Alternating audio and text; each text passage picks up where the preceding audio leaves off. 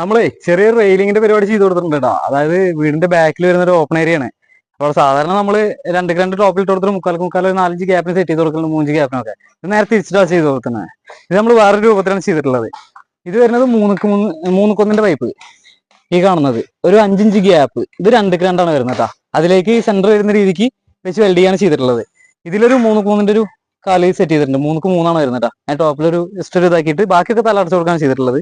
ഏകദേശം ഒരു 5 ഗ്യാപ്പ് വരുന്ന രീതിക്ക് 2x2 സെറ്റ് ചെയ്തിട്ട് 4x4 പ്ലേറ്റ് ഉണ്ടല്ലോ, അത് തേപ്പാനം കട്ട് ചെയ്ത് എടുത്തിട്ട് അതിലേക്ക് ഇറക്കി ആങ്കർ ബോൾട്ട് ഇട്ട് ടൈറ്റ് ചെയ്തത്. തേപ്പാനം വരുമ്പോഴേ തേക്കുന്ന ടൈമിൽ ആ പ്ലേറ്റ് മൂടി പോയി കഴിഞ്ഞാൽ ഒന്നും കാണൂല. പെയിന്റിംഗ് ഒക്കെ കഴിഞ്ഞ് കഴിഞ്ഞാൽ സെറ്റായിരിക്കും. ഫുള്ളായിട്ട് ചെയ്യുന്നതിന്റെ വിഷ്വൽ വരുന്നതായിരിക്കും കേട്ടോ. അപ്പോൾ ഫോളോ ചെയ്യാൻ സപ്പോർട്ട് ചെയ്യാം.